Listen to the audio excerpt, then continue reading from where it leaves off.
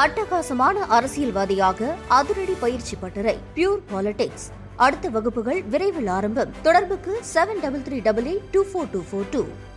மேற்காசிய பிராந்தியத்தில் பதற்றத்தை தணிக்கும் நோக்கில் உலகளவில் மிக முக்கிய கடல் வழி பாதையான ஹோர்முஸ் நீரிணையை நிர்வகிப்பதற்கான புதிய கூட்டு பிராந்திய திட்டத்தை ஈரானிடம் ஓமன் நாடு சமர்ப்பித்துள்ளது. அந்த பிராந்திய நாடுகளின் ஆதரவுடன் முன்வைக்கப்பட்டுள்ள இந்த ஓமனின் திட்டத்தின்படி இந்த முக்கிய நீரிணையின் முழு கட்டுப்பாட்டையும் ஈரான் தனித்து இயக்க முடியாது. மாறாக கூட்டு பிராந்திய அமைப்பே இனி இதனை நிர்வகிக்கும்.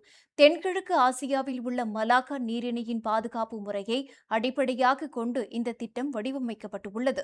இந்த பாதையை பயன்படுத்தும் சர்வதேச கப்பல்களிடம் இருந்து கட்டாய வரி வசூலிக்கப்படாது. அதற்கு பதிலாக கப்பல் போக்குவரத்து பாதுகாப்பு, சுற்றுச்சூழல் பாதுகாப்பு மற்றும் தேடுதல் மீட்பு பணிகளுக்கான கப்பல் நிறுவனங்கள் சுயவிருப்ப கட்டணத்தை நிதியாக வழங்கலாம் என ஓமன் பரிந்துரைத்துள்ளது.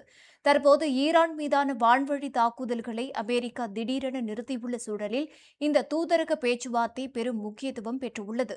உலகளாவிய எரிசக்தி விநியோகத்தில் 1/5 இந்த ஹோர்முஸ் நீரிணை வழியாகவே நடப்பது குறிப்பிடத்தக்கது. இந்த புதிய திட்டத்தின் மூலம் மத்திய கிழக்கு கடல் எல்லையில் மீண்டும் இயல்பு நிலை திரும்பும் என பிராந்திய நாடுகள் நம்பிக்கை தெரிவித்துள்ளன.